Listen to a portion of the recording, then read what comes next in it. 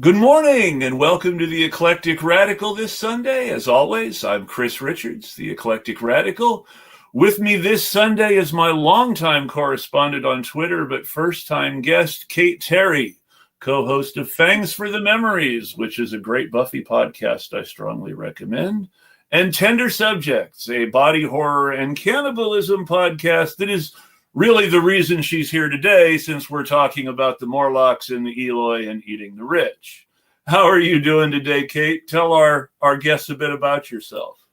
I'm great. Yeah, thank you. So I am a visual artist based in South Philly, and in my art practice, have always been really interested in body horror and just like the idea that bodies are weird, and even though we have them, they're sort of foreign to ourselves. We don't quite understand what's going on inside them. They can be like deeply uncomfortable, but then also that is a sort of opportunity for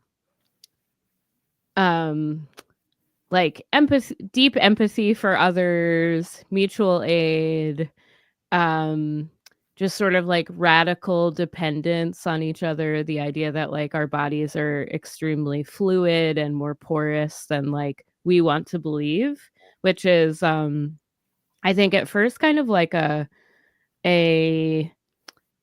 site of abjection, but we like to talk a lot about how abjection leads to sort of new utopian horizons and possibilities and revolution and good stuff like that on Tender Subject. So yeah, so that's why I'm interested in all those things. Well, I'm a tremendous fan of the genre myself. I am a big fan of Clive Barker's Nightbreed. Yeah. Where the main characters are turning into monsters, but the bad guys are the psychiatrist and the sheriff. Exactly. And I think that really, and I think that and of course, Clive Barker being a gay white man probably has something to do with the sheriff and the psychiatrist being the bad guys.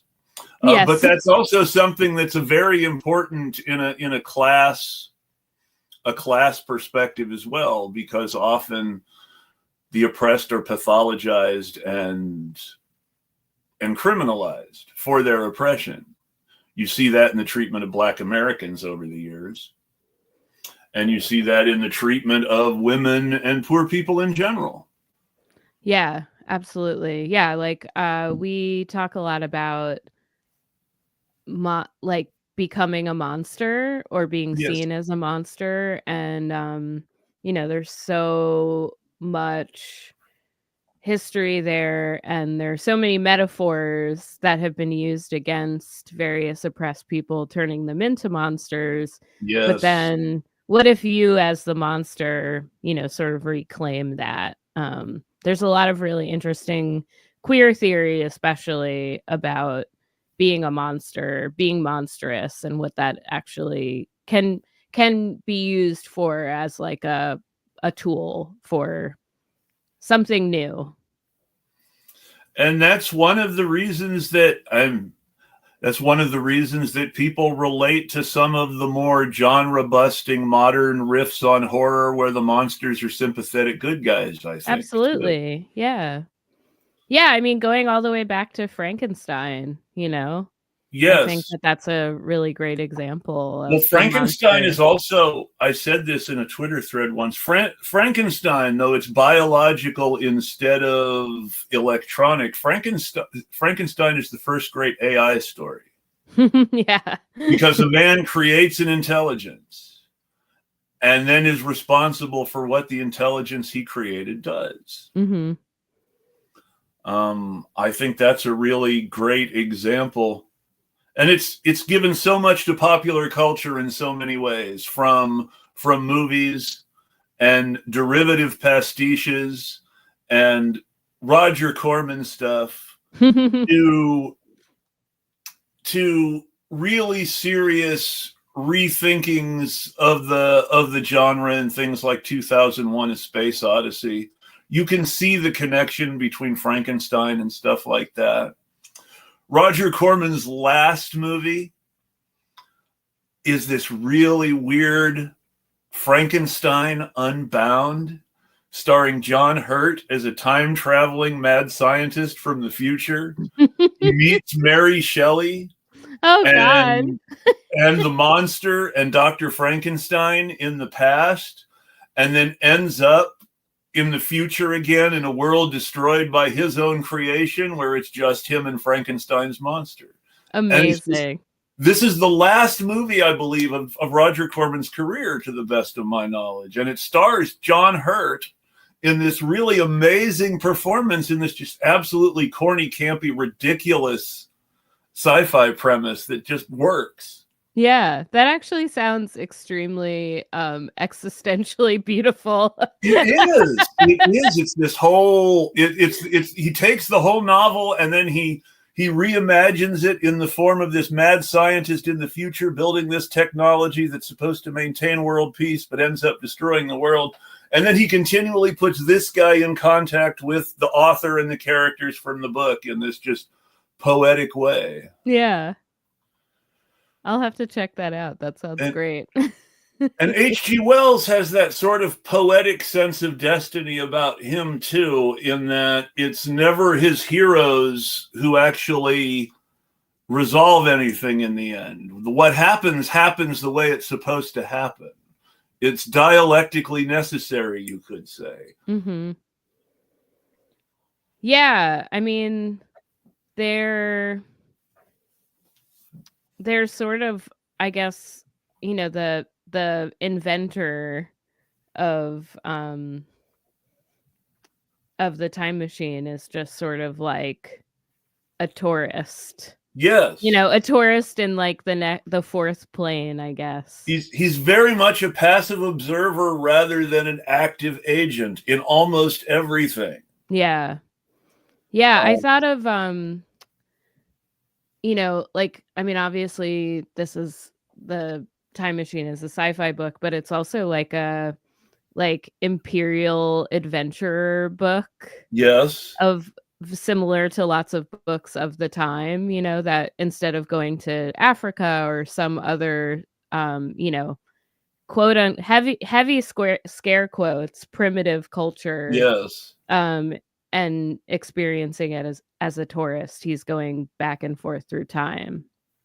Yes, it's like the travel books of the era. The classic travel hero of the era was I can't remember the name, but in the westerns he was referred to as Old Shatterhand. He also appeared in some books set in the Middle East under a different name, but he was the same character. The author's name was Karl May. He was from Germany. He wrote these travel novels about the Ottoman Empire and the United States of America that he had never visited himself until after he had written the books. He visited the U.S. for the first time when invited by fans who had read his books translated into English. That's so weird. And he was never west of Philadelphia, but he wrote, ironically, but he wrote these books, these very tragic books, where the heroes were indigenous Americans and the villains were the white settlers, but with the sense that the white settlers were going to inevitably win, and it was all very tragic and sad, and it was very important to honor the remnants of these great peoples. And this actually is why there's this whole cultural thing that alternatively interests and pisses off indigenous Americans that Germans do every year in Germany, where they all have these big conventions where they dress up like indigenous Americans and cosplay these scenes from Karl May westerns.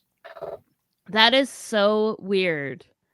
That is insane. It reminds me of, like, you know, if you go to Vegas and see like the Venice Hotel, but you've never been Yes. to Venice, or it like the but- simulacra is so weird. Karl May's travel novels about the old American West and the Middle East were so popular. They were so ubiquitous in the German-speaking world, whether German neighborhoods in America, whether Austria, whether Germany itself.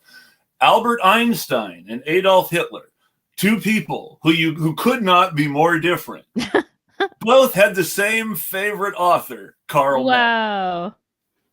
So I mean, that's how big he is in German culture.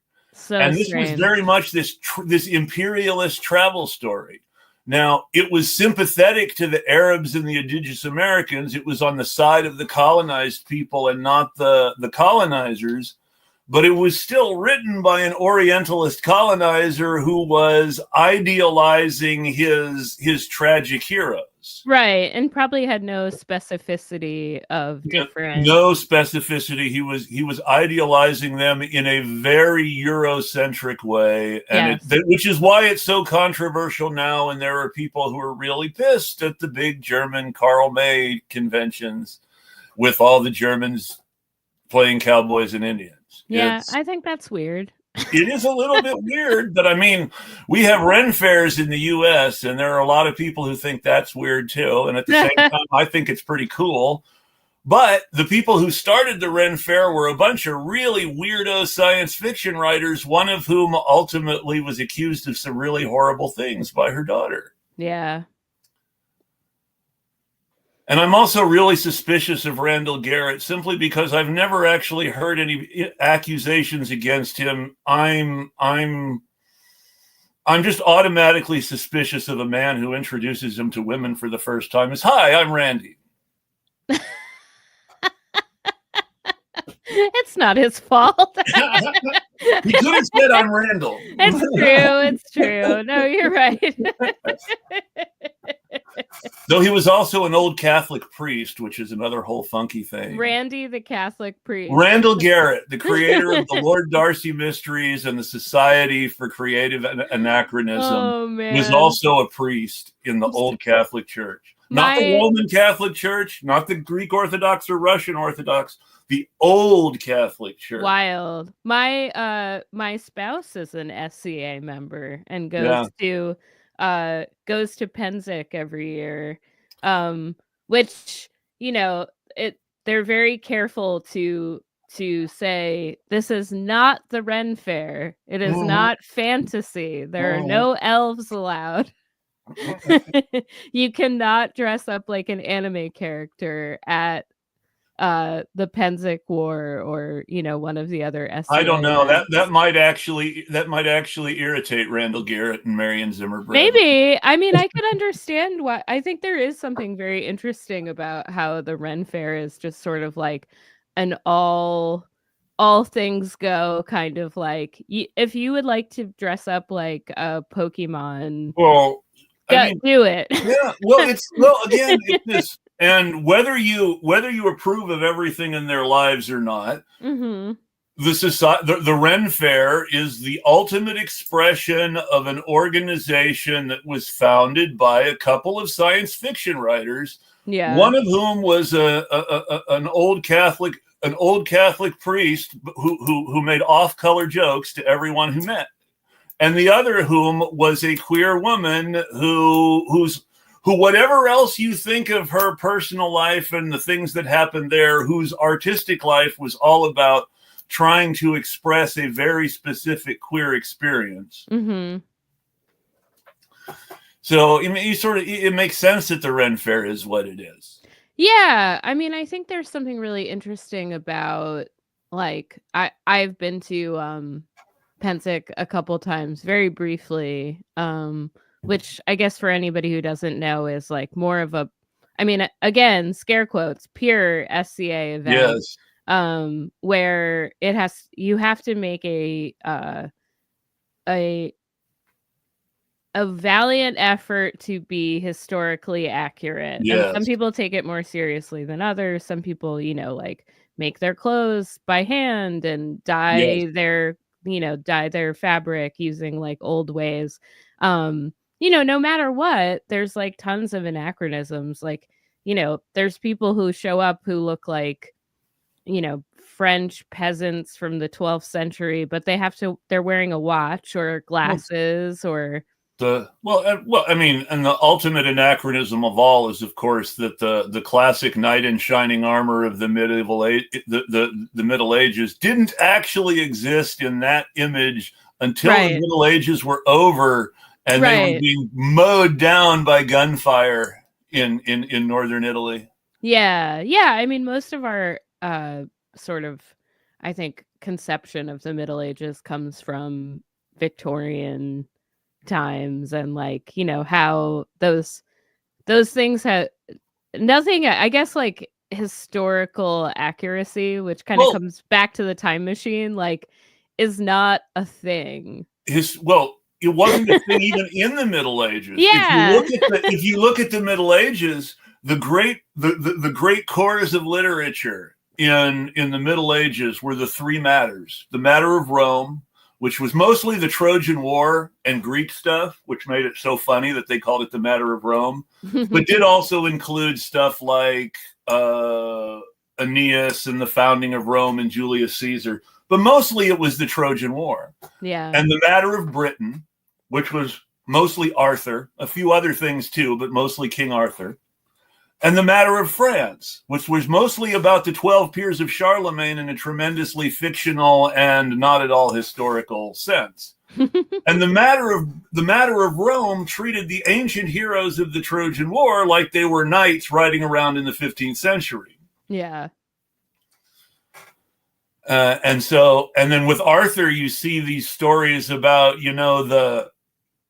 the last vestiges of Rome being presented again as these medieval knights fighting in this noble and that's the origin of the travel story too, because the Arthurian genre is the romance, which is the story of the knight and the squire and the lady traveling together. Mm-hmm. Yeah. And it's really important, and that's the roots of romance. Romance is not a love story, but rather a travel story in which the knight and the lady travel together on a quest. I've always found that interesting. The classic romance is the story of Sir Gareth, in which Sir Gareth does not end up married to his companion on the quest, but to his sister, who they're rescuing, which his companion on the quest doesn't like.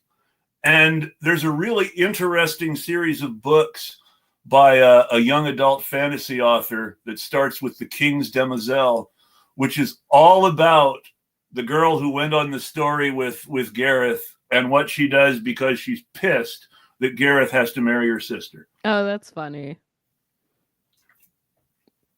I like that. Yeah, no, there's all this. It's great. And my last thing before I get it, because it's still sort of the same. Another early romance story, another early item in the romance genre later on was Gidget. The original Gidget books were about a father and his daughter in surf country in Southern California, and were written by a father who, while it wasn't specifically autobiographical, was borrowing heavily from the experiences of his daughter and her teenage friends at this time, and was fictionalizing a lot of stuff that really happened. And it's like, okay, wow, you're either really self-aggrandizing or a lot better father than most people, and I'm going to assume the former.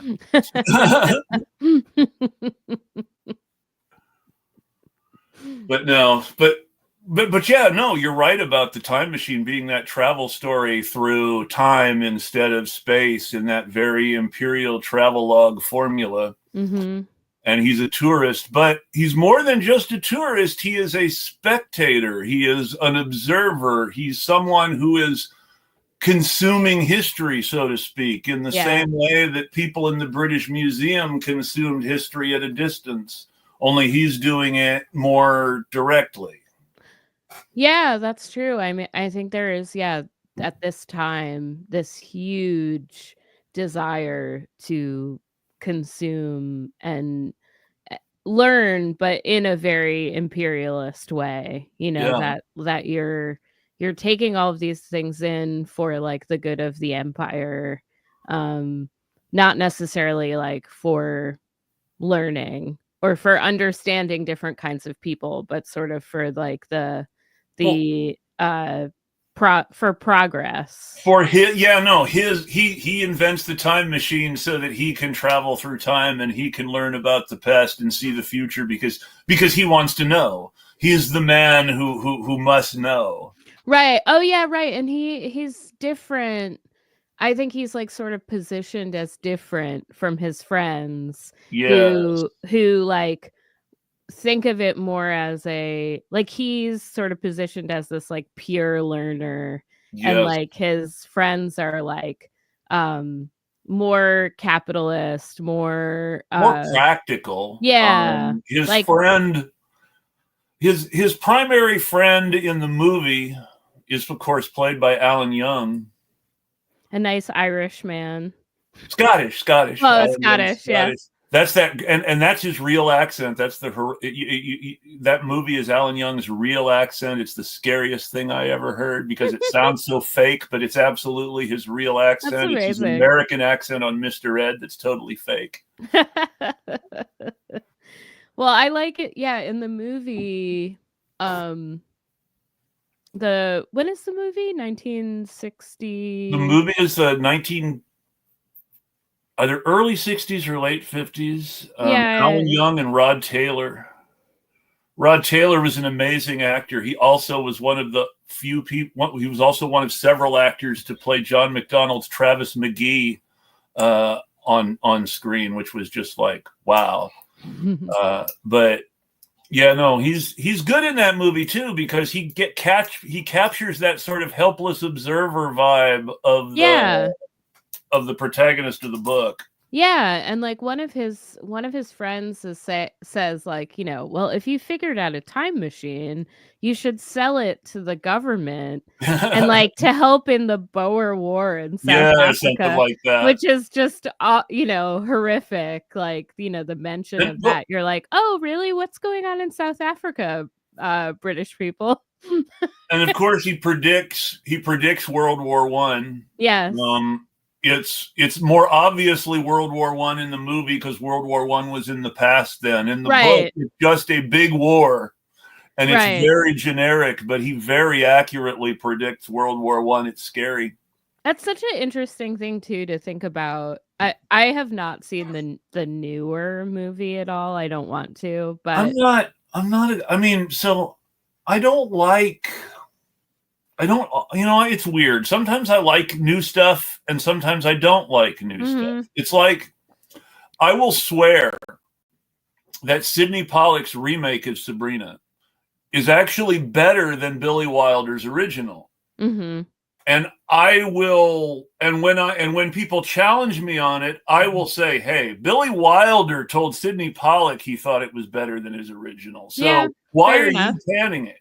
Yeah. They didn't like Julia Ormond. They didn't like her. They just, for whatever reason, they just didn't like her personally. I guess it's hard to top Audrey Hepburn, right? Was that Audrey Hepburn? Yeah. But there's also something about, there's the remake gives characters who didn't have agency in the first book their own agency in such an amazing way. Yeah.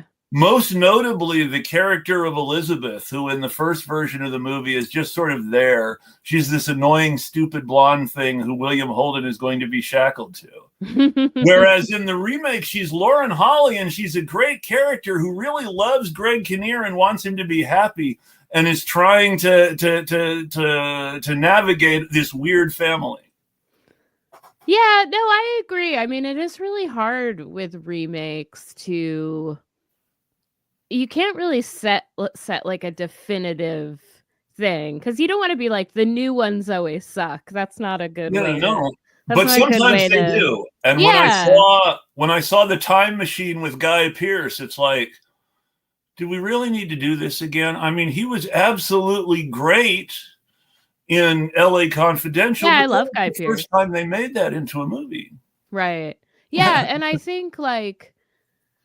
So I saw the Time Machine, the 60s Time Machine, when I was like 12 or 13. Yeah. My stepfather, who is like a weird, cool stepfather, showed it to me. We were like one of those families that like we took our movies out from the library. So Yes, I had we a did that. so I had a very strange, I think, like, collection of movies that I had seen. We And watched MASH and Star Trek on TV after dinner. yeah. Yeah, and it was just like it's such a, like, wondrous movie. Like, the practical effects are so Yes. cool. It's really fantastical.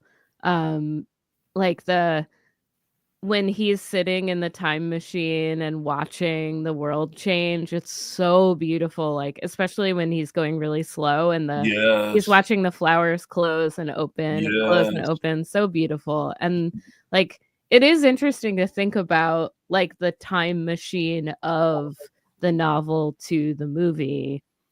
Like you said, in the novel, he predicts World War One. Yep. In the movie, World War One has already happened, and so is World War Two. And then the movie sort of like predicts this, um, nuclear fallout in the Yes. 60s, which is something that everyone was terrified of in the And Cold which, of War. course, wasn't something that people were even thinking about when H.G. Wells wrote the original book. World War Right. One was the apocalyptic prediction for him. Totally. Yeah, and it's so interesting that, like, the book and the movie, and I don't know what the new one, sort of predicts, but, like, they so accurately depict, like, the most, like, prescient fears The of new the one, time. the new one was out of touch with the time, is the best way to put it. The new one, from everything I read, was an attempt to adapt the time machine into a movie that Mhm. didn't have the same, and it was very much a 90s movie. I think it may have come out in the 2000s, but it's still very much a 90s movie in the sense that the book is political.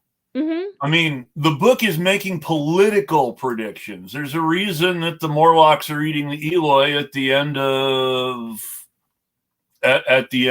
the book. Mhm. It's not just because he wanted to have a scary ending. It's because this is how he sees history going if nothing changes. Right. Yeah, I mean, the book is definitely more political even than, like, the 1960s But the movie. 1960s movie, it taps into that It same does, it political does. sense because it's got the same anti-war, anti-apocalypse, something has to change or we're going to end up in a bad place, fatalistic ending to it. Yeah, it does. It's got the same dialectic necessity to it.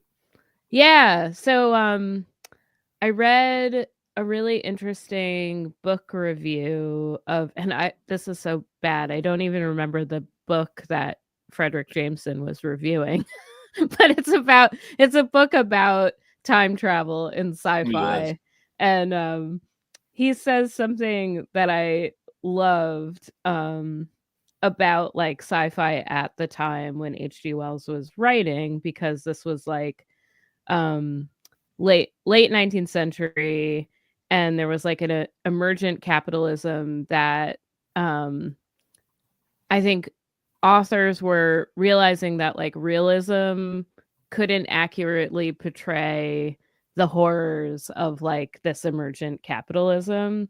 And he says, "This is why science fiction, despite appearances, cannot be simply said to carry on the traditional narrative methods of the old-fashioned realism, merely applying it to fantastic or at least non-realistic content. Rather, it enlists the visual literality of Einstein's thought experiments to convey conceptions often more outlandish than his own."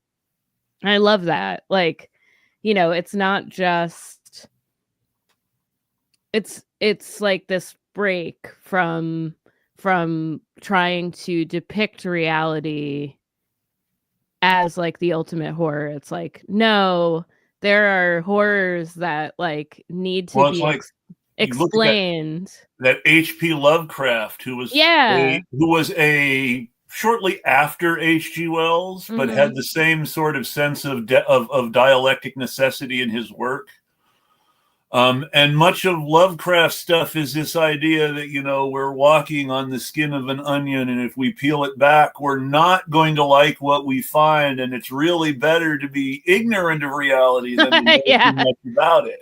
Yeah, Lovecraft is always like, don't go into the basement because there's something in the corner that you really, really don't want to know about. Yes. Yes, no, and often Lovecraft stories are just something bad happens to someone and he can't do much about it. Yeah, it's true. It's true.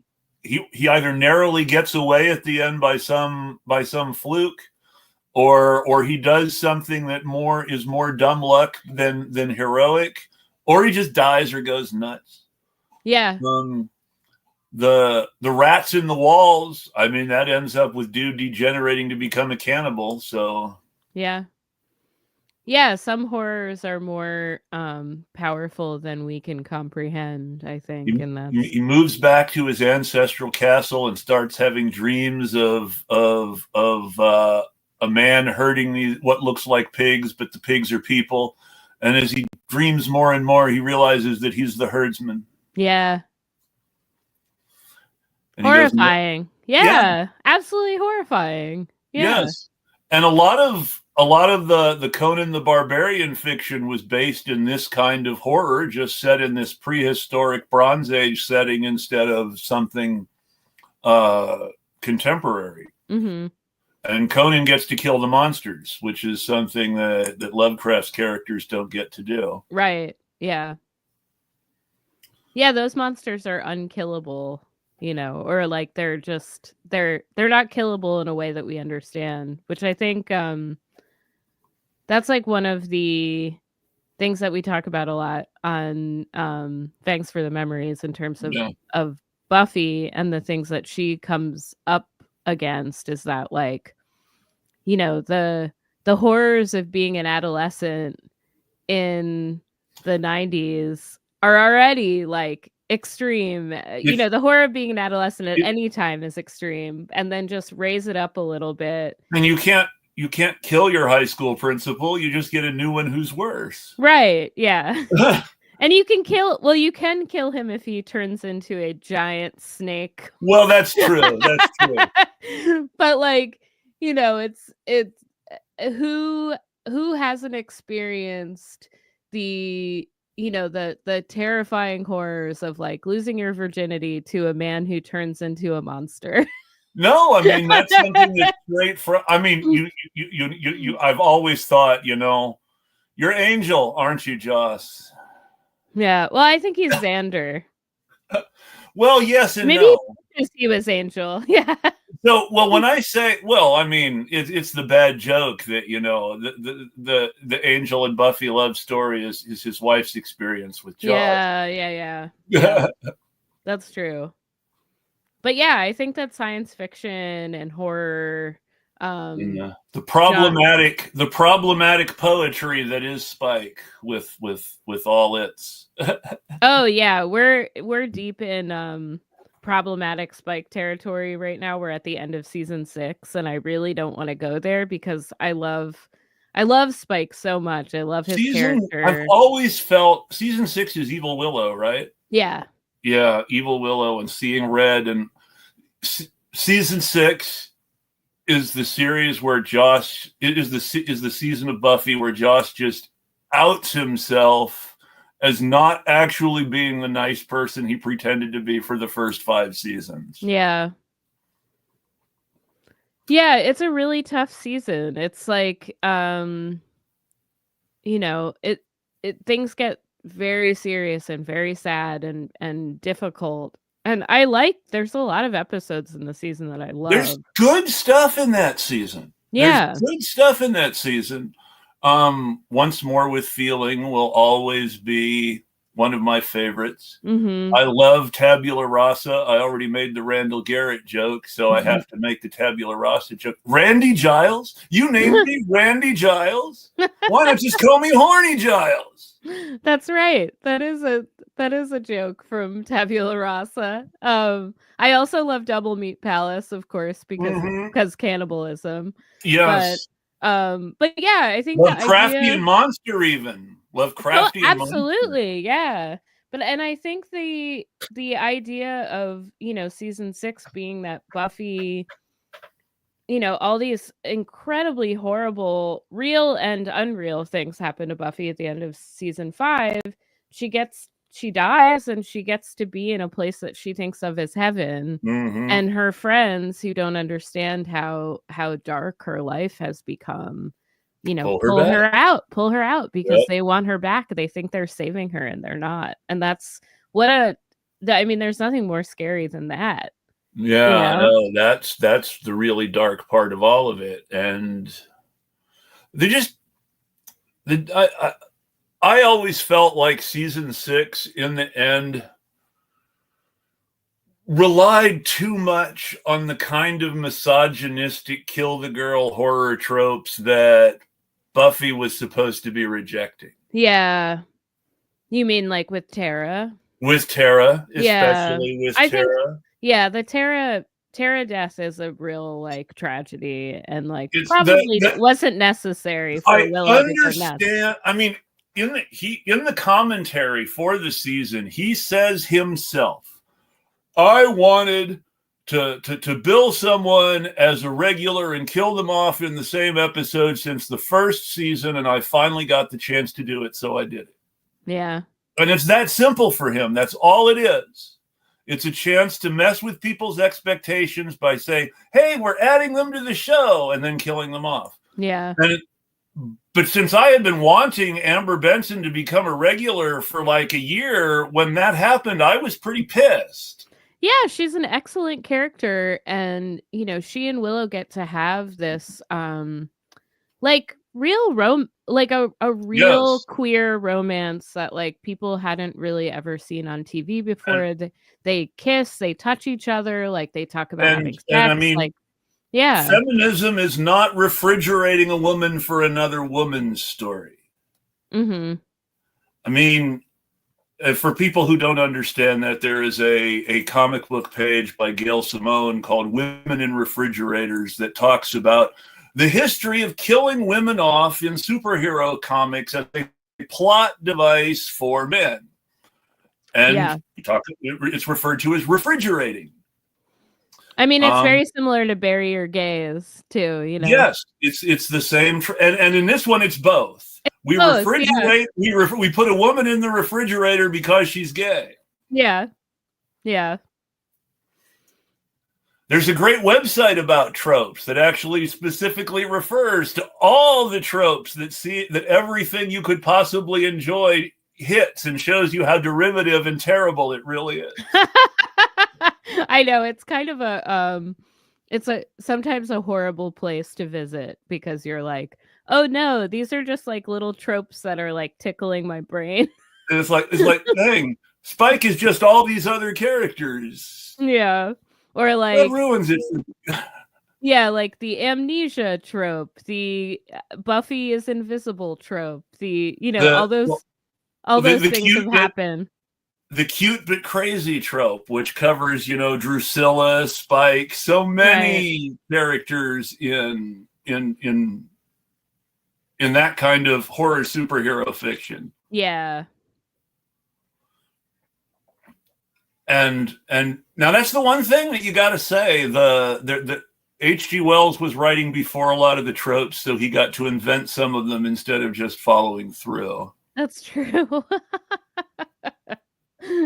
He was a little after Jules Verne. Jules Verne was the first breakthrough science fiction writer, and even he made it political in the first story. Captain Nemo is a pissed off anarchist who is trying to get revenge against capitalists by sinking their boats.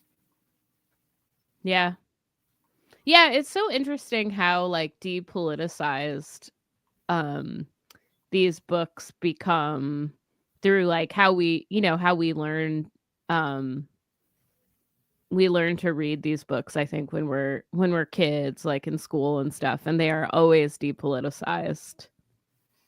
But I thought it was so interesting. It's you actually read Jules Verne. Captain Nemo's son was killed in a war.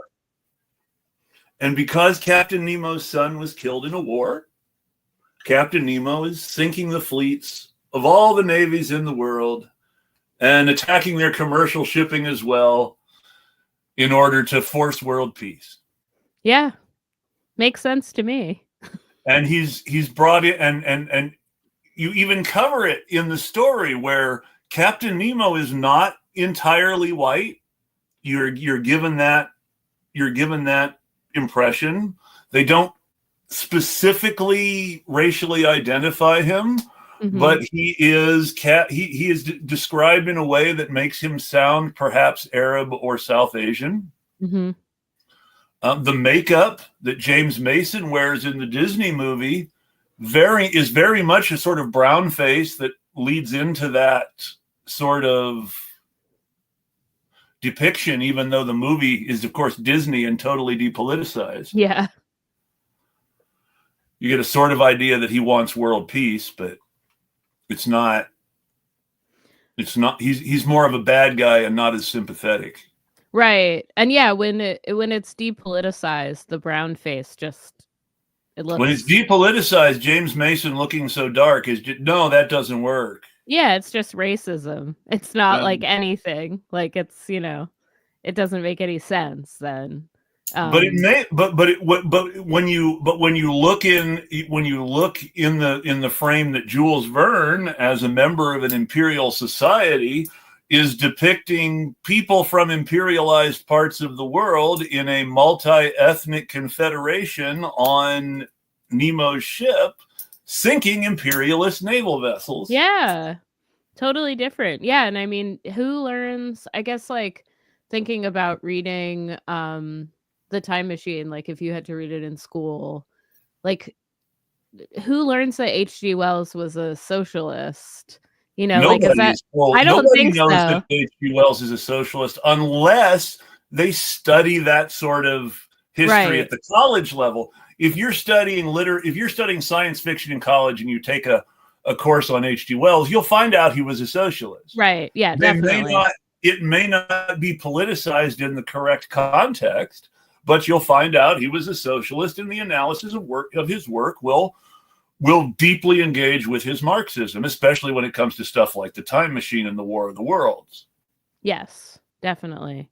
Yeah, I mean, even in I talk about this a lot. Like, I went to art school, so I read John Berger and Benjamin in terms of aesthetics and art, and like even that was depoliticized. Even like Walter Benjamin as a Marxist was depoliticized in art school. And of course, the wonderful work that is Buffy the Vampire Slayer is devoid of real politics and is just about, life sucks and generational conflict and people trying to understand each other. And everything is extremely individualized. Yes. Even though the main characters form a collective, their collective is constantly threatened by their individual nature, and it is almost impossible for them to remain on mission because it's all about their individual stories. Yes. Yeah, and they have this the Scooby Collective is constantly being threatened by that, and also that Buffy sees her, she's been told that her work is a individualist calling, that she's supposed to go it alone. Every Slayer in the past has gone it alone, and has been isolated from society. And that's really what makes Buffy different. She's collectivizing her. She's trying to collectivize her struggle, which also makes her stronger because she's sharing the burden. And absolutely. They do manage to get that through. Yeah. And there is a hidden political message in that, but it's very deeply buried, and I don't think it's intended politically at all. I think it's intended in a social, familial sort of. Yeah, I mean, I think that the readings of it, like, we obviously do like a leftist reading of Buffy, but like the readings of it are reparative. They're not like necessarily like I don't know if Joss had any sort of like leftist political leanings. He's very much a lib, which is his own undoing. Erica Alexander did write the season 11 comic book. That's a little more political. Yeah. I think like things that have come from Buffy have that power because it's there. You can tease it out, especially like in season 7 where like the Slayer becomes collectivized. Yes. Suddenly there's this ability to make many Slayers, not just one. And they wake up all the Slayers on purpose and change the rules entirely. Yeah, and like they're working against a old British bureaucracy. Yes. That old British male bureaucracy that exists to police womanhood and tell one woman what to do. Yes.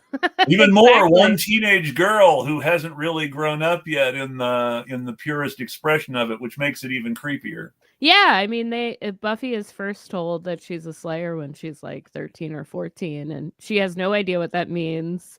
And suddenly she's just pulled out of like, early adolescent existence to learn that she alone has the power to stop the end of the world. And it's like, yeah, what do you do with that knowledge as a Southern California like valley girl who just wants to hang out with her friends, and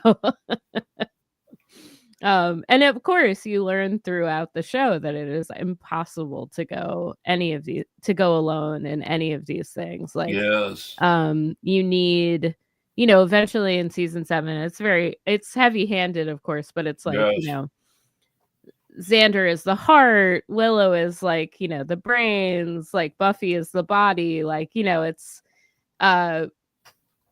they become this like collective Voltron kind of thing where they can't do it by themselves. Like they never can. They always try. Buffy particularly because it's her calling. And in the end, they still need Spike to sacrifice himself to get the job done. Yeah, what a beautiful moment. No, the really beautiful moment is when he is in the last season of Angel, when he doesn't realize he's not a ghost anymore and he tries to walk into the wall and knocks himself out. That's like the best Spike scene in all of Buffy canon is that one moment. It just speaks about Spike so deeply. I do love Spike's journey. It's a great journey. He really is like the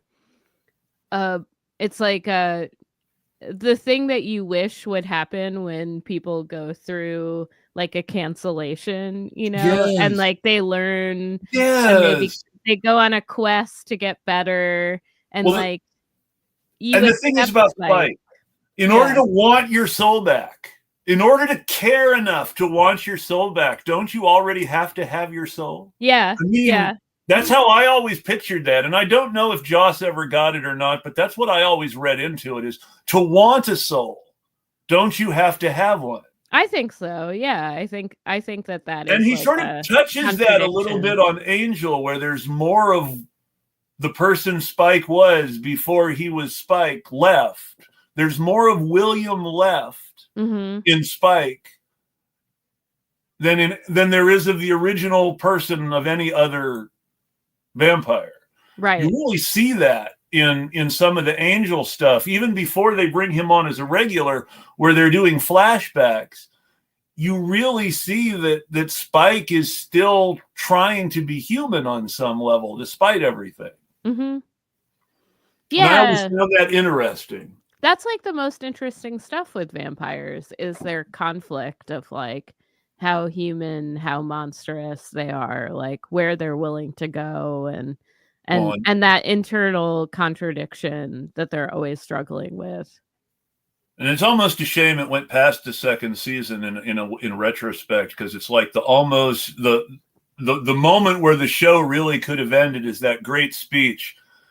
Yeah, we talk big. Destroy the world. Yep. I'm going to destroy the world. But let's face it, I love the world. Yeah. It's got television, Manchester United. And most of all, it's got people. Lots of bloody people walking around like Happy Meals on legs. That's true. Yeah, like I love that scene too. That's such an excellent scene, especially because he just punched a cop out. Yes. But like Spike is like the most human vampire ever. Like he has even simple at needs. his worst. Even at his worst, he's just totally naturally human. And the worst part of him is like, yeah, no, I'm going to help the good guys because it's just better for me if I still have people to eat. Yeah, he's like, I don't want like Lovecraftian monsters roaming the earth. Why would I want that? I want people. I would not be the big guy on the totem pole anymore if hell really comes back. Yeah, absolutely not. Yeah, like I love that about him, that like he knows what the good stuff is, and the other great Spike moment. The other great Spike moment is in the first season of Angel, where where Spike is doing this monologue where Angel is rescuing the girl from the bad guys. Mm-hmm. And at the very end, he says, "No, I'm just going to work up a load of sexual tension and flounce off into the darkness like a big floofy puppy with bad teeth." Yeah, his relationship with Angel is so funny to me, because Angel is like, written as like this, the quintessential romantic vampire, who's like, I love when vampire stories have like the vampire who's really struggling with his desire, and then the vampire who like relishes in his desire, similar to like how Faith and Buffy. Well, Angel is both Louis and Lestat, and exactly, that's the whole. But of course, as the story goes along, if you go past the first book, Louis and Lestat have more in common than they. Oh yeah, yeah. Yeah, and I think that's super interesting with vampire stories. I love that. Like, I just watched Ganja and Hess, which is like an incredible 1970s vampire movie that I guess sort of like it was recut to be more of a blaxploitation movie, but it is very like art movie in a lot of ways. And there's the same contradiction between Ganja and Hess, where it's like, one of them is really thrilled with this ability that they have as a vampire, and then the other one is just sort of like, and they're not called vampires, they just have an addiction to blood, and one of them is constantly struggling with this addiction that they have. And of course, you've got the ultimate expression in anime with Vampire Hunter D, where the guy hunting the vampires is just this close to being one himself, and you get that in Blade, and and of course you can see Blade and Vampire Hunter D in various ways in Angel, not necessarily purely, but you can see the influence. Yeah. And we keep getting off the topic. Yeah, should we talk about Eloy? We should get to Eloy and Morlocks and how they relate to vampires. That's probably. I agree. I mean, they're, it's a blood drinking form of cannibalism. Well, of course. Well, vampires, of course, are the rich eating the poor. Yes. In the original fiction, the vampire is always a nobleman in some repressive society. Yeah. Who lives by the blood of the poor even before he becomes a vampire. If you want to go by the classic Count Dracula is, of course, Vlad the Impaler. Taken new life after his death, someone who lived on the blood of his subjects and enemies in his life and then becomes a blood-drinking monster after. Yeah, there's also a really interesting alternative reading by a theorist named Katie Stone, and this is brought up in John Greenway's new book, Capitalism, a Horror Story. That's super interesting. That's like the vampire is a like sort of anti-work hero. Yes. Which is very interesting that, like, you know, they're also like a non-productive Yeah. like queer character, because like they are forming these, you know, sort of like alternative kinds of families. The way they reproduce is different. Well, I mean, if we're going to go back to Anne Rice, vampires are all about queerness, and witches are all about rape fantasies. Yeah. Which is interesting because in Joss, it's sort of the other way around. Vampires are all about rape fantasies. Yeah, and that's witches true. are all about queerness. Oh, weird. Yeah, that is true. Yeah, I mean, I think I associate vampires and witches with queerness, but I think of most monsters as like some sort of queer character, maybe except for zombies. Zombies are a weird one. Well, it's sort of both in Anne Rice, because on the one hand, the Mayfair witches are very much these strong feminist women in a sort of a queer collective, but on the other hand, they get raped by demons in weird ways. Yeah. I can't always sort Anne Rice out, I will admit it. Yeah, I haven't read. I mean, I've read the Interview with a Vampire books, but I haven't read her other books. Except for her one very strange. She has a very intensely like sadomasochistic Sleeping Beauty tale. Oh no! Oh, Beauty! Oh yeah, the Beauty trilogy. Yes, yeah, the Beauty trilogy. Which I had a partner was reading and like would read little snippets to me as I was falling asleep, which is a strange. She was invited to a Southern California BDSM group once to speak because they were such fans of the Beauty series. Yeah. And she ended up giving a speech that was more Exit to Eden and really pissed everybody off. Oh no. Never invited back.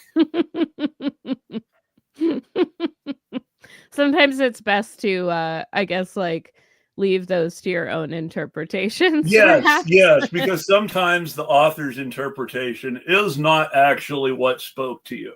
Yes, exactly. And I ended up in a role play back in the days of muds and mucks and text-based role playing on websites that you had to find out the address for to log into. I was on a sort of kinky role-playing site that I didn't know at the time, but was actually run by the creator of the fiction that it was based on. Whoa. That's weird. Yeah. And so what it was, and it was the creepiest thing, because it was basically the author and their friends playing mind games with fans in a way that wasn't necessarily ethical. Right. Yeah. Oh, that's so interesting and strange. Yeah, it's like it's as if Joss was in charge of a role-playing game about Buffy, and he was just kind of moving people around like pawns. Only this is, of course, this is the Marketplace. I don't know if you've read the Marketplace or not. I haven't.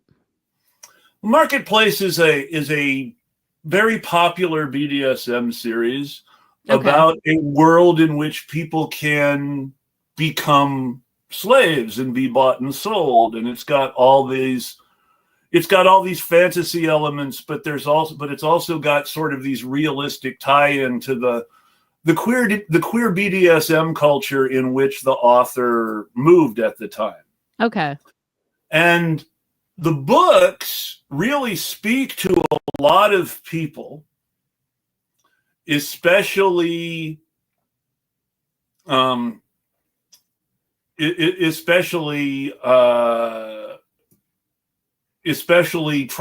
trans men, and a few other specific groups, because her main protagonist is which is rare in porn. Her rare protagonist is a trans man whose reveal doesn't actually come until the last book. and he's presented just as a man for most of the story. But ultimately it came down, it was the author and their friends playing mind games with their fans in these creepy and uncomfortable ways. And it's like, I can't be part of this anymore.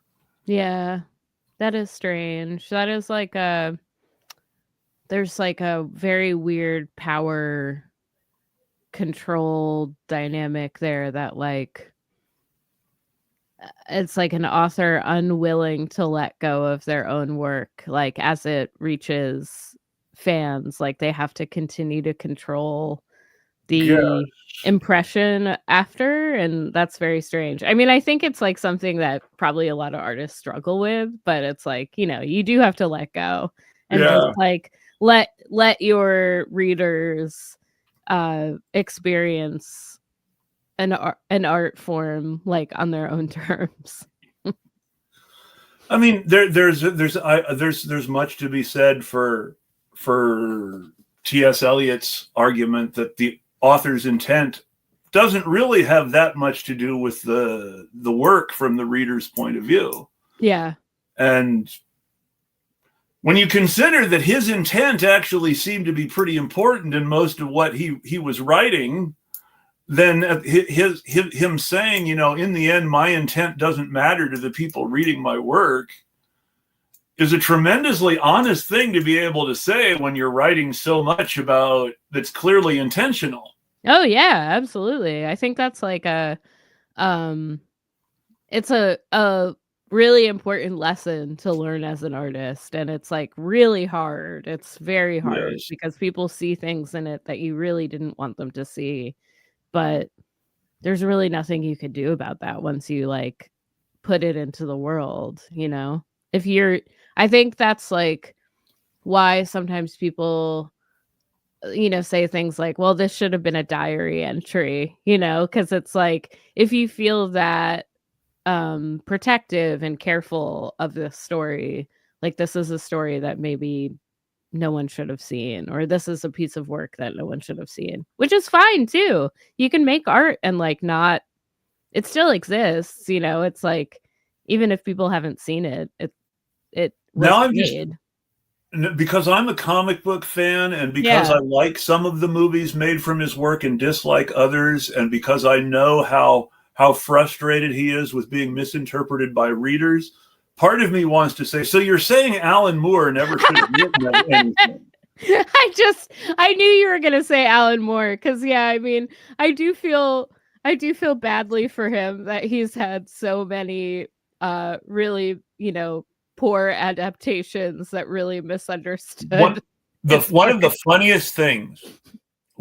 funniest things about the confluence between pop culture, social media, and politics, and traditional media in this modern day and age is that the man who stripped all the political content from Alan Moore's From Hell in writing the screenplay is Matt Iglesias' father. Jesus.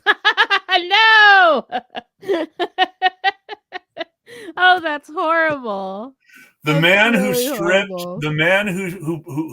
wrote the screenplay for the Johnny Depp From Hell movie is Matt Iglesias' father. Wow. The apple doesn't fall far. Yeah, that's really wild. His grandfather, just for a little more wild, his grandfather became a successful author as his third career. His grandfather's first career was a writer for the Daily Worker. And the man met his future wife, who was also a writer for the Daily Worker, while a member of the Communist Party and working for the Daily Worker. Wow. Then, somewhere along the line, they leave the Communist Party. He gets a job as a healthcare exec. She goes on to become the first literary editor of The Nation. And they have a son, and he becomes a popular liberal anti-communist writer who writes a book about the shattered liberal dreams in Castro's Cuba. Oh boy, wow. So this is Iglesias' grandfather. Okay. who is himself Spanish and not Cuban. So there's a colonial aspect to that. Yeah, for Iglesias sure. will talk about his Cuban roots, but his grandfather was Spanish. Okay. It's a nice little twist there. Yes. And then his father wrote a book that was extremely successful. I can't remember what it was called. It became a movie with Jeff Bridges. Okay. And he did a lot of other work too. But the main thing that I will always remember when I was researching him is that he was the guy who stripped all the political content from Hell with Johnny Depp. That's so crazy. And that's Matt Iglesias' father. And it's just hilarious how everything ties together like that. Yeah. Well, I was just thinking about, like, you know, speaking of stripping a bunch of content from, I guess, a concept, like there's this not as much last year, I think, was like the year of the Eat the Rich movies. Yes. And we talked about it on Tender Subject, like, you know, how successful is a big Hollywood movie at telling people to eat the rich? You know, is that possible, I guess? Or is it sort of like a hollow kind of like... Have you ever seen Seconds? Oh yeah, that's a great movie. I mean, now while the organization giving people new lives is clearly a capitalist organization serving the rich, they seem to be awfully ruthless with their unsatisfied customers. Oh yeah, they are. I like to call the I think Seconds is the substance for boys. But yeah, I mean, that is a horror movie. Yes, that is a true horror movie. Yeah, the end is so scary. Yes. And yeah, I mean, maybe, I don't know. Yeah, it's interesting, like, to think about that, Seconds versus something like Saltburn, or, you know, which is like a very, like, kind of hollow, Seconds versus movie. Well, I'll give you a great example. If you've seen the Matt Damon, The Talented Mr. Ripley. I have, yeah. And you've read the actual source material. Yeah. It's really different. It is, yeah. I mean, yeah, it's kind of fun to kill rich people tone to the Ripley stories. Yes. And while there's also a sort of, oh, they're going to catch me, I've got to do something and get myself out of this. At the same time, there's always, it's kind of fun to kill these rich people. Yeah, and I mean, I think that's why people compared Ripley or Saltburn to Ripley, or like Brideshead Revisited. But yeah, there's like a thing in Saltburn where it's like he is killing all these rich people so that he can become rich. Yes. Like there's no sense of like, I'm taking all of this from rich people and then I'm gonna like, in Ripley, break up the land, which also, yeah, Ripley doesn't really get Ripley is interesting because Ripley is, I'm not one of these rich people. I'm using this position as a rich person to be a criminal. Mm-hmm. And I'm doing crime, and even when I'm not actually killing people, the crime I'm doing is preying on rich people. I'm living off of them. Yeah. I'm living off of them. I'm preying on them. I'm consuming their lifestyle without being one of them. Yes. And if they find out, I'm going to kill them. Yeah. And so while Ripley is not someone who is a class hero in the sense that he wants to liberate society from the ruling class, he is someone who is preying on the ruling class and who is using their toxic, he is breathing in their toxic atmosphere and breathing it back out in a way that that undermines and weakens and destroys the illusions of the ruling class. Yeah, he exposes their underbelly. He subversively exposes them as being as bad as him. Yes. And if you look at Kate Highsmith's other great work, the source material for what became Alfred Hitchcock's Strangers on a Train, mm-hmm. she really understands how awful rich people are, and these sort of awful family dynamics that underpin wealth and status and success. Yeah. And so there's a class awareness. It's not pro working class. It's just anti-ruling class. Yeah. It's almost sort of ruling class suicide is a good way to look at it, especially when you consider Highsmith was successful herself and not poor. Right. Yeah. She was a very successful writer. Yeah, I think that is interesting that it is not. I mean, I don't think every movie or every book needs to be like this perfect example of like, course. Social realist communist life. But yeah, there's something really interesting in like the way Ripley is able to like morph into what each rich person kind of needs from him. Yes. Like something that's really missing from their life. Yes. That they can get from him. He knows exactly what that thing is. And he takes advantage of it every time. Mm-hmm. Yeah. And it's real. And yeah, no, that's about the emptiness of wealth and the fact that, the wealthy are trying to fill their meaningless time with something with something that will give them some sort of meaning.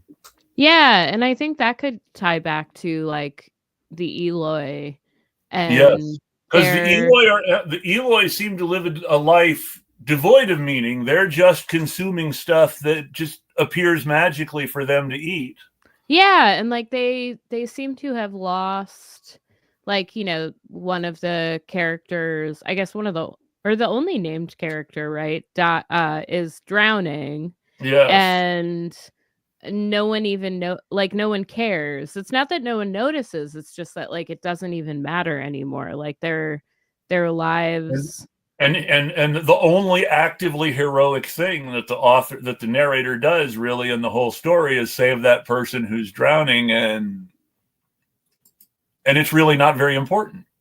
Yeah, like he's completely flummoxed, he's like, why is no one helping this person? And it's like, well, we don't have, I think his idea, or H.G. Wells' idea, is that like, this is like the end point mm-hmm. of being the bourgeoisie, is that like you no longer need to be productive to the point that like now you're just sort of useless. You become so consumed by you become such a pure consumer that you don't even notice ennui anymore. The ennui is just normal, and so you're just sort of sleepwalking through everything almost. Right. Yeah, like you don't need.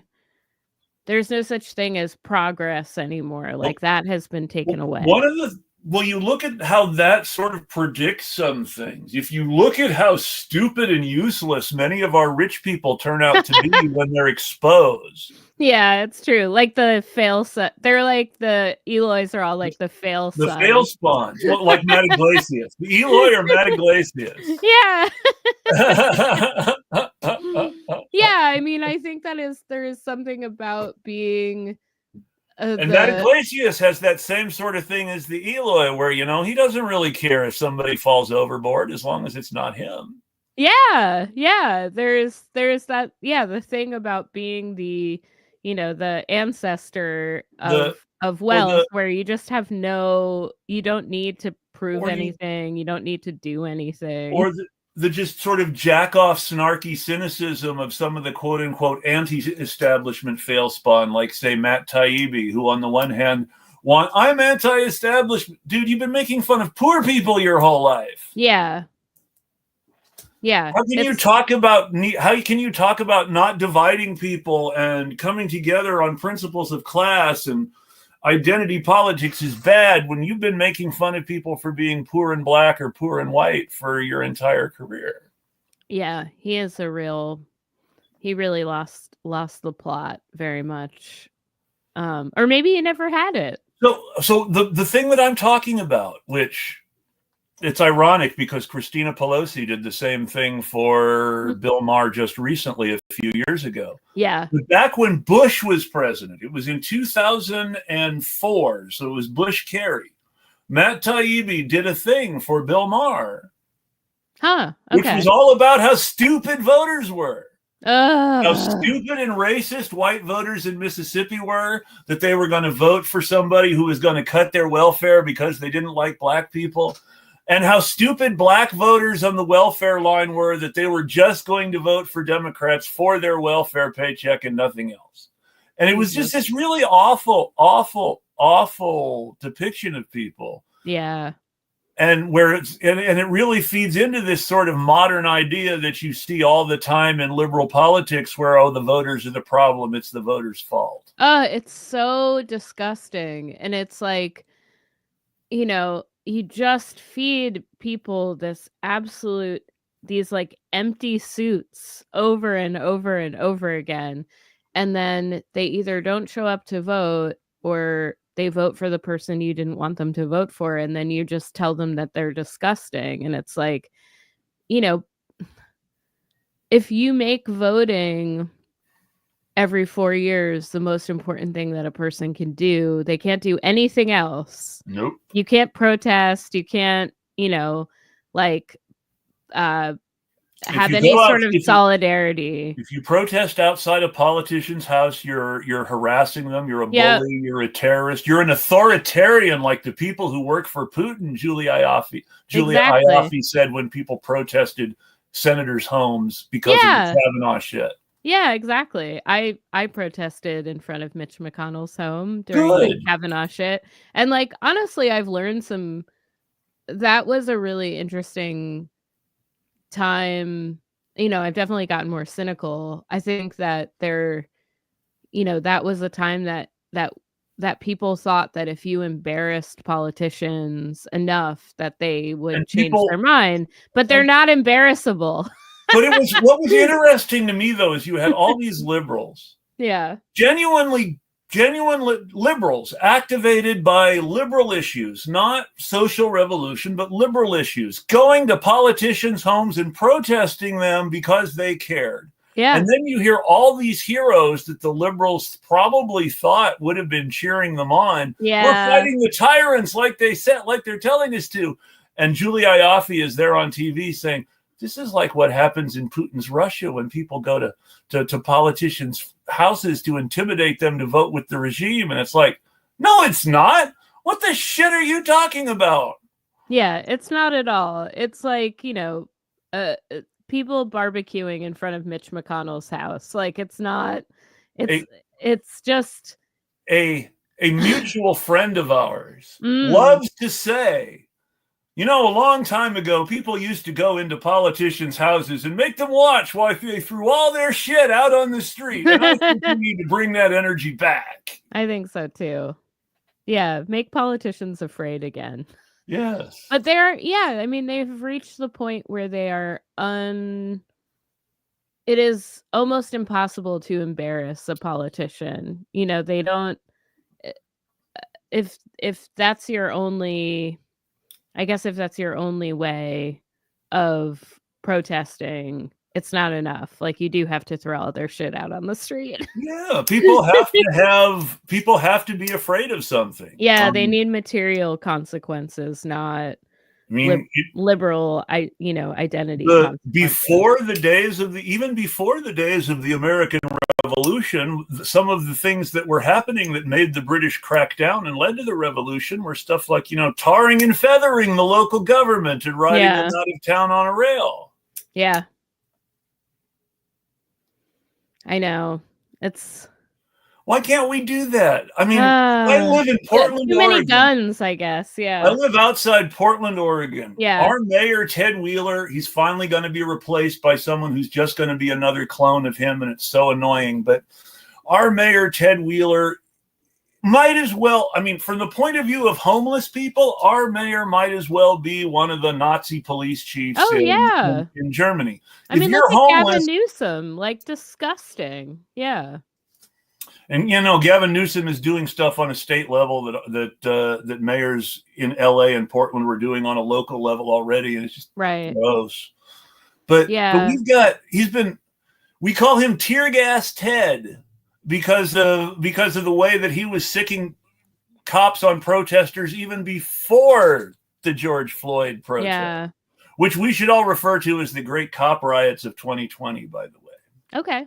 I'm on it. The Great Cop Riots of 2020. I mean, I think that's such an interesting thing to think about because, like we have on one hand, the right-wing people saying like, oh, these cities are all run by Democrats and, there's poverty and crime, etc. And we're like, yeah, and they're also tear gassing us. Like these are not these communist on paradises. On the flip side, the mayor of Oklahoma City is a Republican, and he's an asshole Nazi too. Yeah, hey, we got them all. It doesn't really matter when it comes down to that local level, it doesn't even matter anymore if they're a Republican or the Democrat. It's the same fascism, whoever's in office. You see this with the only small marginal cosmetic improvements in the transition from Michael Bloomberg to Bill de Blasio, the tiniest of improvements. But then you can see how fast someone like Eric Adams can make a city worse. Oh, yeah. Yeah, I mean, we have a Democratic mayor in Philadelphia who is... Your former police chief, I think you guys finally fired her, was our police chief first. Oh, yes. Danielle Outlaw. Yeah. She resigned under weird circumstances here after her cops were caught in a group text with Patriot Prayer during anti-ICE protests. I remember that. Yeah, and then somehow Philly hired her. Good stuff. But yeah, our mayor is basically just like side with real estate, side with corporations, and then they again try and depoliticize it. Meanwhile, the person who is at the helm of this stadium in Center City is a extremely active Zionist.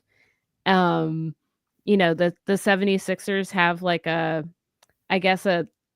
some sort of program in Israel called the 78ers or something. And it's so there is a huge basketball league in Israel.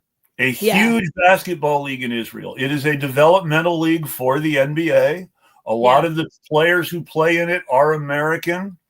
There is a lot of back and forth between NBA teams and Israel because of that Israeli developmental league where all these players are Americans. Yeah. Yeah. And then I think that's the thing is they will try and make these struggles isolated and they're not. The stadium struggle in Philadelphia is partially because they are encroaching upon Chinatown. Yes. And they're going to destroy the neighborhood. And, luckily, I think the people who are organizing are saying this is a connected struggle. This is a struggle of an immigrant community that wants to continue to exist. But also a struggle against, Israel genociding Palestine. These are not separate things. These are all. And you know how tied together it is? We had the uprising at Columbia for divestment. Mm-hmm. The original Columbia uprising in the 60s was about divestment from military stuff and about black rights, which wasn't talked about enough. Yes. But it was about divestment from the military-industrial complex, specifically at the time Vietnam, and civil rights for black students. Yeah. Now, at the time, Columbia was also involved in a major project to build a gym. Now, this gym was an expansion of Columbia into Harlem. Because remember, if you look at where Columbia is positioned in New York, Morningside Park, which is on the well-off white side of Manhattan, is here. Harlem is here, and Columbia is in the middle, dividing the two. During the whole period of the 60s and the 70s, Columbia was trying to build a gym. During that period, they dispossessed and evicted about 250,000 black families on the Harlem side of the campus. In order to build this gym, that was named in local media Jim Crow. Good Lord. When it became known that there were going to be two entrances, one on the student side, one on the Morningside Park side for Columbia students and Morningside Park residents, and one on the Harlem side for Harlem residents, and that essentially the two gyms, there were going to be two segregated gyms inside the facility. Oh my God. This was a huge scandal for Columbia, and it kept coming up repeatedly, so much that the gym expansion was never built because they just couldn't get away from the bad press. Yeah. But people still lost their homes over it. Of course. Yeah, I think that's something that happens over and over again. It happens in Philly all the time. I know it happens everywhere else, but like the destruction happens first and then the building never happens. Or the building does happen, but it's gentrification. Right. Yeah. And you see this with all these, I mean, it's not just Columbia either. Emory in Atlanta is strategically placed between the white and the black, between white and black neighborhoods. Mm-hmm. MIT is strategically placed between white and black neighborhoods. USC occupies South Central. Yeah. And all of these are wealthy white universities that serve as sort of military occupations of what used to be black neighborhoods. Yeah. And then project police power into those neighborhoods. Oh, yeah. I mean, UPenn is a huge example of this, and too. That they have a private police that is like, you know...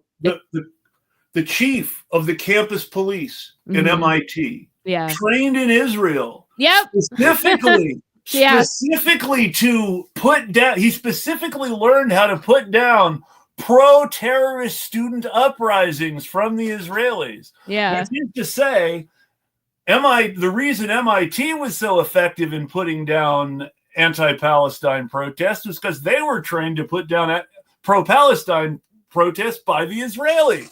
Right. Yeah. And Cop City, similar things, you know, yes. they're like, they have, you know, talked about renting out their facilities to Israeli. Jacob Fry and Tim Waltz in Minnesota are deeply, deeply involved in the intended Minneapolis version of Cop City. Right. Yeah. Portland is expanding its Cop City. It already has one, but it wants to build a bigger one. Yeah.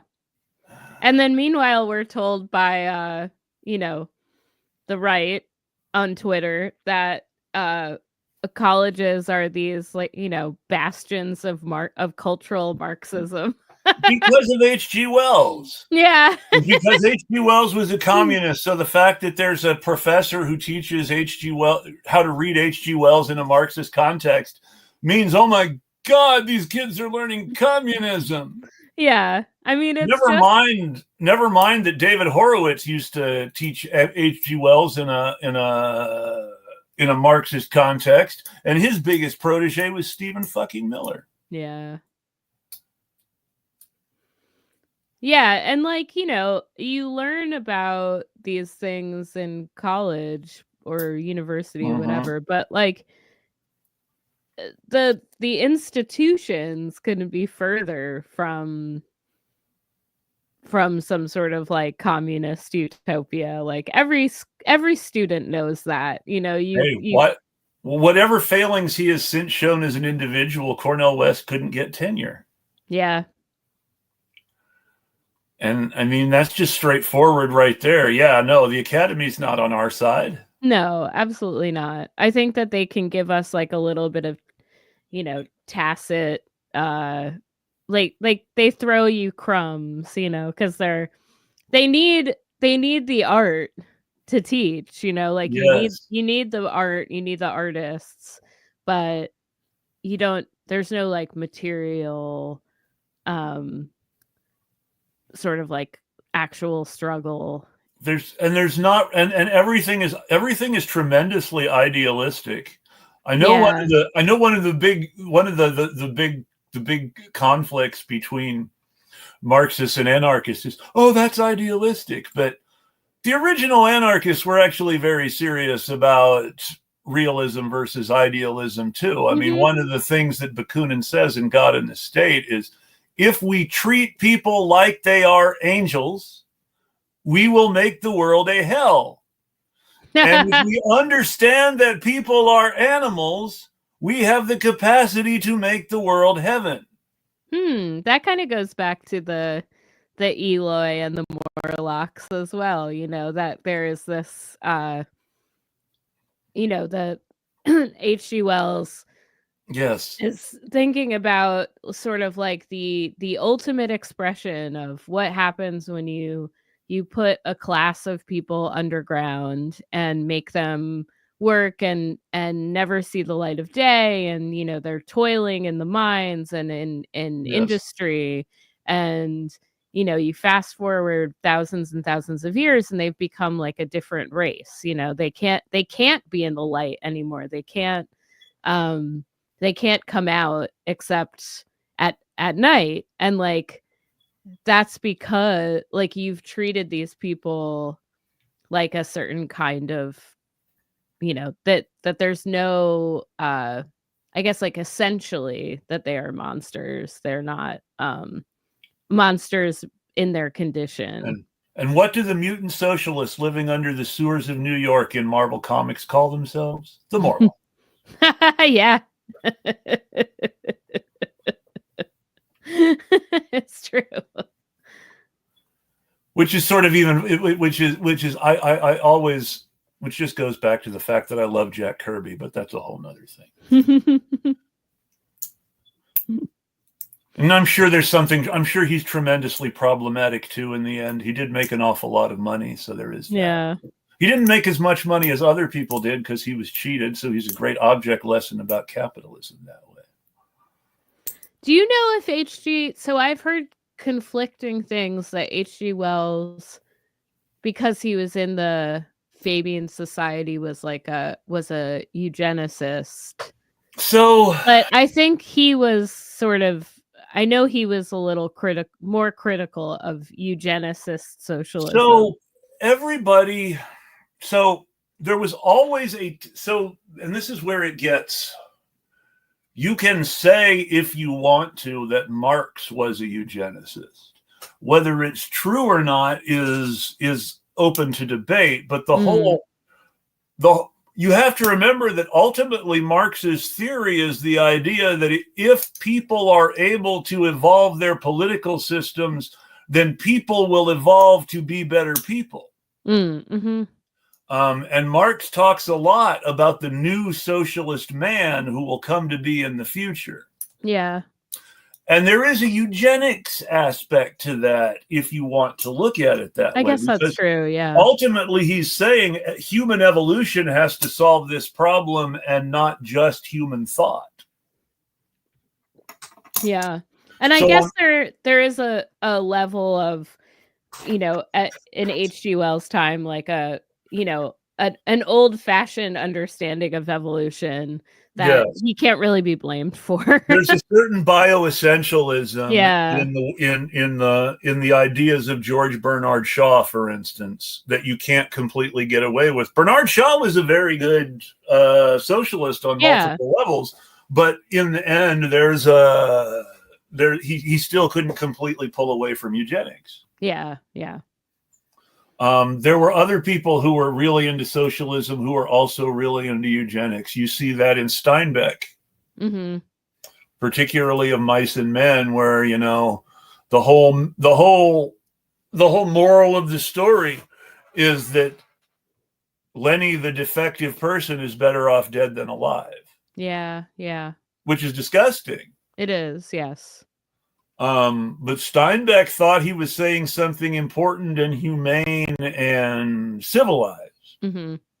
So and I don't know how much to say, well, you have to make an allowance for that, and how much to say, well, it's disgusting and you have to call it out. Yeah. Because when you start getting to the point where your protagonist shoots your other protagonist in the head and says he's better off, you're not talking about solidarity between the working class anymore. No. I mean, I think that is a place where, thankfully, like, social reproduction theory as an additive to Marxism is really important. Well, that's why I think there needs to be some sort of synthesis on some levels between anarchism and Marxism. And you really have to have, I mean, for all as much as some people complain about it, you really have to understand postmodernism and deconstructionism if you want to be able to take apart the society we live in. Mm-hmm. It's not just dialectics, it's also a series of constructions. Yeah. Yeah, I was lucky that I went to undergrad in sort of a like, I was an art history major, and it was very much the time of, like, feminist postmodernism and post-structuralism, which I think is I learned about postmodernism in a slightly different way, where it was like the deconstruction of, like, the artist as the masculine, like, lone genius, you know? And so the Vincent van Gogh archetype of so I think for me, or Michelangelo, because Michelangelo is this great macho man. If you look over the fact that he was gay, I mean, Michelangelo is a great macho man. You can be a macho gay man. Oh, I know, but I mean, that was the idea of gayness was not part of the it's true conception at the time. It's true. But at the same time, Michelangelo was very much a macho man who was grinding the rocks into paint and the mortar and pestle himself in a very earthy and direct way that almost no one else did. Right. Yeah, so I think I learned about postmodernism in a less macho way, you know, that that it was a, like, extremely useful critique of the, like, lone artist. Yes. Well, any sort of lone anything is a political fantasy designed to keep us apart and prevent a collective. Yes. All this hyper individualism even in like I said, even in Buffy, it ends up being, well, you've got to come together. You can't do it alone. Mm-hmm. You see this in the book is better, but the Hugh Grant movie is good too. And even the short-lived TV series was pretty good. About a Boy, where ultimately the moral of About a Boy is you need backup. Yeah. You can't do it alone. You can't do anything alone. Even one or two people can't necessarily do it as a couple. You need as many people as possible to give you as much backup as possible so that nothing slips through the cracks. Yeah.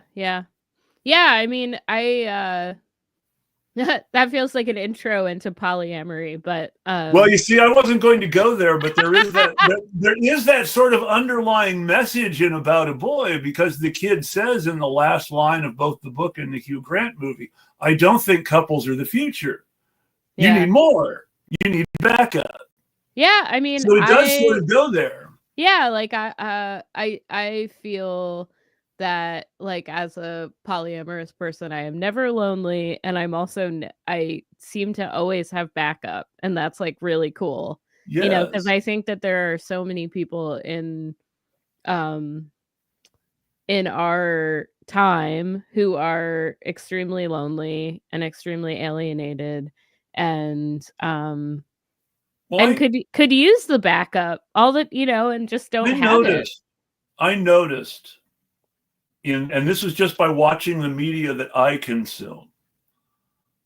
But then a lot of the media I consume is this same pop culture media that lots of other people are consuming too. It's not like we were the only people who were watching Buffy. Right, yeah.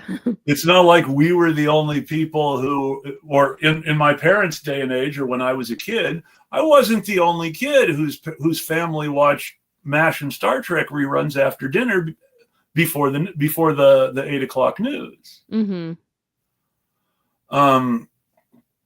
And so a lot of this stuff, and I found that in a lot of the media that I was consuming, whether it was Buffy from the 90s or whether it was more recent stuff that was either just off the air or still on the air when I started watching it, like Life Interrupted or Switched at Birth, there's a lot of popular media that I was consuming that is all about the idea of the found family that you put together yourself. Mhm. And I think that you see that so much in our media because of alienation and loneliness. Yeah. Yeah, I think that the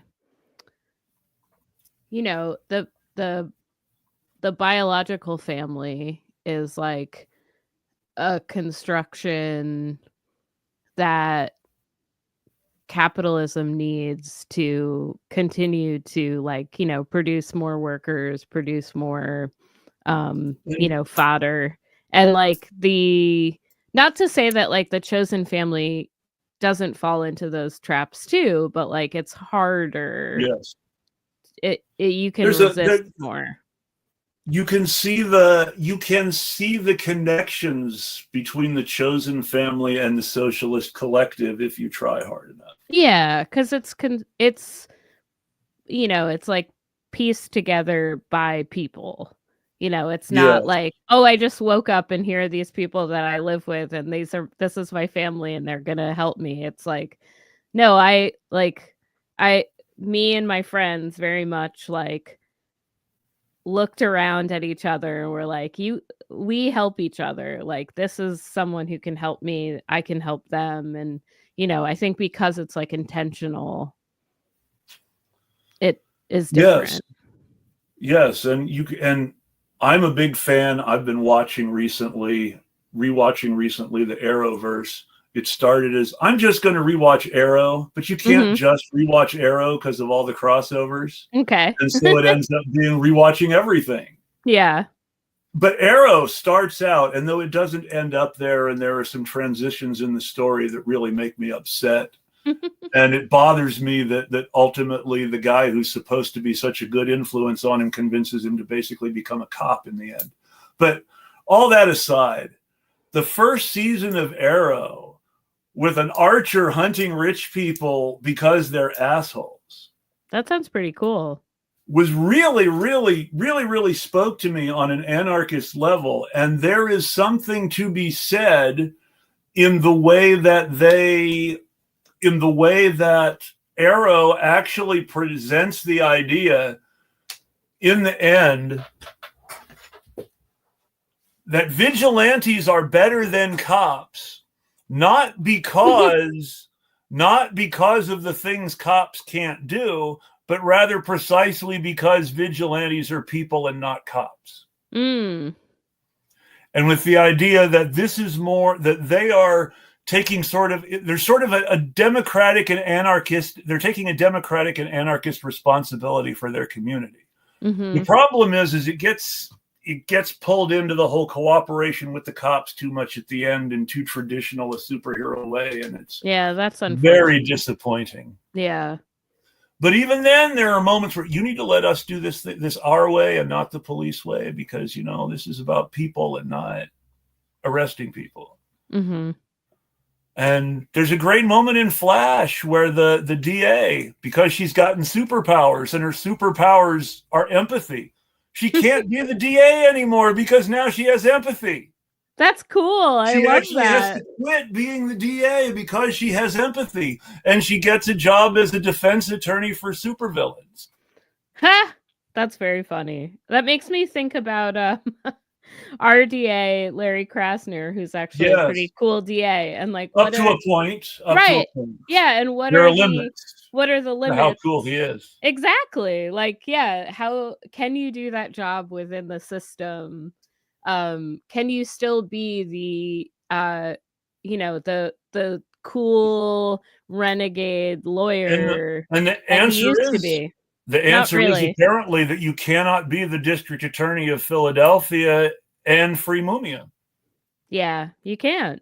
I mean, which makes sense, since everybody who supported Hillary Clinton in Pennsylvania was in 2008 was somehow involved in the planning and approval of the move bombing.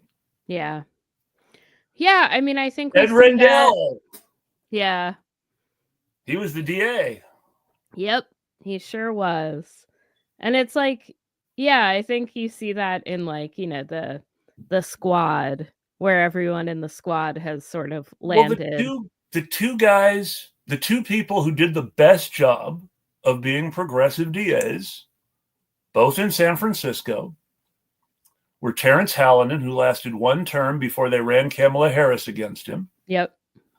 And Chesa Boudin, who didn't even last one term before who was run out. And ran Brooke Jenkins against him. Right. Like they know that those people. And you just know Brooke Jenkins is going to be some old white guy's running mate in 20 years. If some form of our government is still in this form in 20 years. I'm amazed that Rashida Tlaib gets to stay in. Like, I feel like she's a real outlier in that. You know why she gets to stay, don't you? It's because they can't beat her in her district. Yeah, it's true. I mean, the best example of this is the election that just ended, where Kamala Harris lost to Donald Trump by this thin margin, primarily because most of the people who voted for Rashida Tlaib either stayed home or voted for Jill Stein. Yeah, yeah. Rashida Tlaib won by nearly 80%. I know. It's amazing. Incredible. Just imagine if Kamala Harris had sought Rashida Tlaib's endorsement. Right? Because remember, Rashida Tlaib said, I'm not going to endorse Kamala Harris. I'm probably going to end up voting for her because I'm a Democrat, but I can't endorse her. Yeah. And even that little bit of whiffling, which, a lot of our friends were probably very, very hard on Rashida Tlaib when she said that she should be endorsing Jill Stein or something like that. Which hey, sure, but at the same time, I'm not endorsing Kamala Harris. Well, it looks like Kamala Harris needed her endorsement if she wanted to have any chance of winning Michigan. Yeah, well, it certainly wasn't a good idea to send Bill Clinton there. They sent Bill Clinton, Josh Shapiro, and Ricky Torres to Michigan because they're worried about losing voters. Yeah, incredible. Josh Shapiro and Ricky Torres, huge Zionists. Like Ricky Torres has made supporting Israel his whole identity over the years, to the point where you can't even recognize the progressive things he once stood for prior to becoming a congressman. Yeah. Absolute insanity. Just but yeah, I mean, it's really incredible. Like I tend to have very little faith in any electoralism. I've seen socialists in Philadelphia get sort of sucked into the system, and now I'm sorry, Nikhil, but I was very interested though to see which news outlet it was and which journalist it was that Jamal Bowman chose to give his post-election interview to. Because Jamal Bowman didn't go on mainstream media. Jamal Bowman went on Rainy Akalik. Yeah. And it's like, I wasn't expecting that. He's not the member of the squad I would have expected to get on this live stream with a member of the PSL. Yeah. And it's like, wow, okay, that's interesting. Yeah. Something has changed about Jamal Bowman since AIPAC turned on him I agree. Because he was so pro AIPAC before he actually went to Israel. He was. And he visited Palestine and he's like, shit. Yeah. And ever since he came back, he's been, no, that's not cool. Yeah. Imagine going to Palestine, having any empathy and just he seemed to really see it as like a civil rights thing. It's like, I support Israel because this is really important for Jewish civil rights in the world, etc. Which is something I used to believe too back in the day. So I think a lot of people did. I think it's one of the things I think that is like extremely important for leftists, and that I think. I'm not all leftists, but I think like a lot of leftists are like pretty decent at, because we often have no power to lose by admitting we're wrong. But is the sort of ruthless examination of your blind spots and the, if they're, and it always like makes me crazy that there are people who are like, oh, I'm progressive except for Israel, and it's like, how do you square that? How do you think that through? I used to pride myself on being able to piss off both the pro-Israeli and pro-Palestinian sides of the argument. I used to think that made me somehow smarter than everybody else. Right. Yeah. Because you're like, it's very complicated. That I could understand all of the pro-Palestinian arguments and all the Israeli justifications and say but to either side in a way that would make me seem smarter than them. But that's not really what it's about. No. I mean, what it comes down to is, how would you feel if somebody broke into your house, threw you out of it, and then sort of let you come back and live in the basement if you stayed in the basement and he never saw you? Right, exactly. And ever since I started thinking about it like that, it's like, yeah, no, this is not cool. No. And all the people who do the like, it's very complicated, you have to look at the like history. It's just obfuscation. It's like, no, that it's pretty simple, actually, when you think about it. It's not that complicated. And the Palestinians are not to blame for Hadrian destroying Jerusalem, and they're not to blame for the Holocaust. And, those are the things you're pissed at when you talk about how you deserve to have Israel back. Right, exactly. Yeah. And there were lots of places that Zionists thought about landing, and it's not like, if this is a complicated thing about indigeneity, then why were there so many places that like you considered moving? Yeah, they were going to go to Argentina at one point. Or point. upstate New York. Yeah, upstate New York was on the list. This is not hugely well known. There were actually 2 Jewish countries in the world. There is an autonomous oblast in Russia that is controlled by Jewish people and has been since the Russian Revolution. Even Putin hasn't revoked autonomy. Interesting. That was originally supposed to be this sort of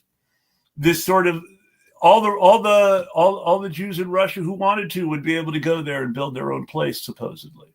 That's not what ended up happening, of course. But this was actually an attempt by the Jewish Socialist Bund to build Zionism within the Russian borders, so to speak. And there have been other things like that too. It's not just Palestine. The problem is that the Palestinian version of Zionism caught on really well with the British because they loved the idea of being able to play Jewish settlers and Palestinian Arabs off against each other and have it not be their fault. Right. Yeah. Yeah. But yeah, no, and to go back sort of circle, there's this sort of, like I was talking about the ennui that sets in. Mm-hmm. And even the capitalist becomes alienated from reality because their money protects them from it. Right. Yeah, like capitalism is bad for the capitalists. And so you've got with the Eloi and the Morlocks, you've got the working class who have degenerated to these sort of predators who run a world that they don't get to enjoy as a breeding farm and slaughterhouse for their livestock, who are these alienated ruling class consumers who are so preoccupied with selfish consumption that they don't even notice when their friends die. Yeah. Yeah, they don't care. They just get picked off, and it's like, oh well, we'll just keep eating some fruit. And that's their existence. And you look at that and you can see the parallels between that and our ruling class now.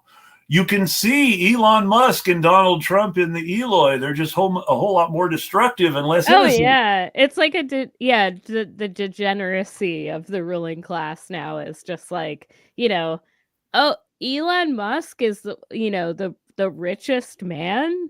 This guy? How in the world have we let this just... Well, if your father gave you an emerald mine, it's true, and you were really good at buying stuff and being forced to sell it before you had to pay the consequences for your actions. It's true. I mean, let's talk about how Elon got really rich in the first place. Eloi Musk became a billionaire because he bought his way into PayPal and was then forced to sell out. Now, the reason he was to sell out is because the other people who were in PayPal were looking at him like, you're going to ruin this for us. We let you buy in because we thought you were smart, and you're ruining this for us. Yeah. We're forcing you to sell your shares for us. So this was a loss. This should have been humiliating for him. But ever since, he's been rich, and he's one of the founders of PayPal, and he's used that as like this self-made story. Of course. It's a failure. Yeah, it was a failure. He was thrown out because they thought he was going to ruin the company. Right. And Donald Trump has failed up as well, his whole life. Like, I think there's so many of his endeavors have been giant failures. I used to think that George W. Bush was the purest expression of American failure because, he bankrupted 3 oil companies, a baseball team, and a state, and still got to be president. Yeah. But I mean, Donald Trump is equal. Donald Trump is equally wow. Yep. Yeah. Yeah, we're watching the Eloification in real life. Eloification of America. Yet we don't have Morlocks. I know. We need more Morlocks. Which brings us to that whole eating the rich thing again. Yeah. And ultimately, if we don't do something, it's going to be like the Morlocks. We're not really going to have anything to eat but the rich if we're not careful. That's true. We look at climate change and pandemics and all of that.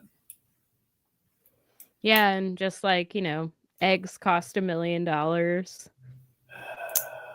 That's not going to change. No, nobody's promising to bring prices down. We don't even get Richard Nixon's price controls. Right. And it's like even Nixon instituted price controls. Even Reagan gave undocumented immigrants amnesty. Mm-hmm.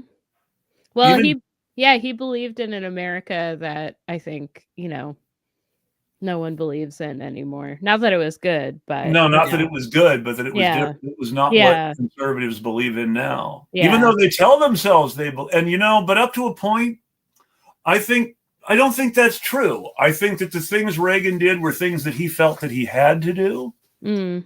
Because ultimately, I think Reagan was as bad.